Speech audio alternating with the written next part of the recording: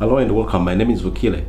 Today we're gonna enter into a new series called the rhythm guitar and the lead guitar. I want you to notice that the lead guitar and the rhythm guitar are just they're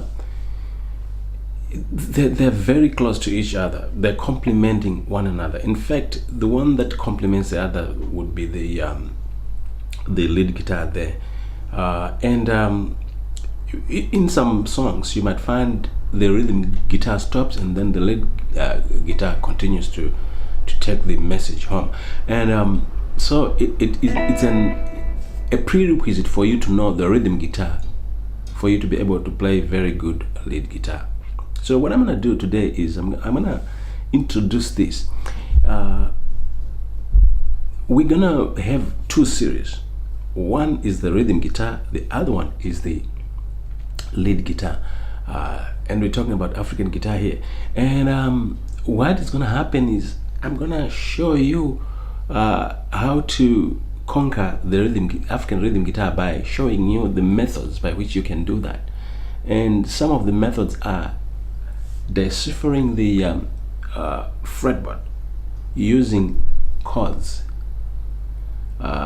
scales, triads, tetrads, arpeggios, and intervals, and compound intervals, and techniques.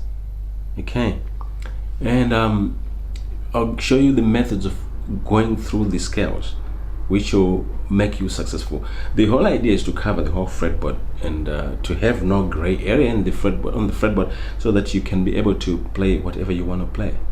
Okay, so here is an intro.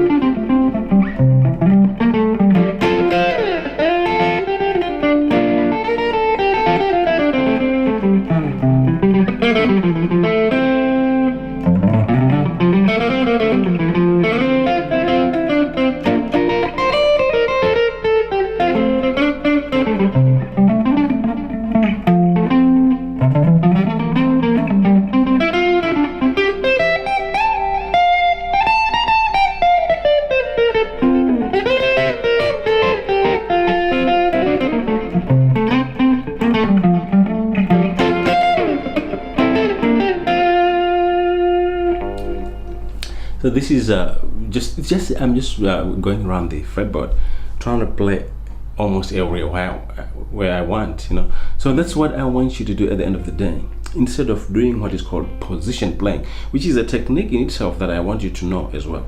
Because if you play rhythm guitar, you got to give the lead guitar a constant or a consistent rhythm that he can solo over. So this is the whole idea. I'll show you the various ways of playing African rhythm guitar when you're moving around and when you're playing using a technique called position playing. And the other technique where you move around is called position shift or position change kind of playing.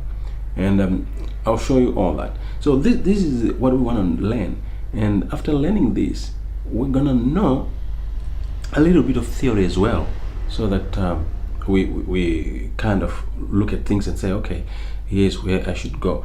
Now I'm gonna show you some chord progressions, how to create chord progressions, and it's examples of using them in African rhythm guitar and African lead guitar. I'm gonna show you certainly some songs that were performed from different countries from Africa, as we go country by country as well. Thank you very much. My name is Wikile. I'll meet you in the next lesson, where we learn how to play the guitar.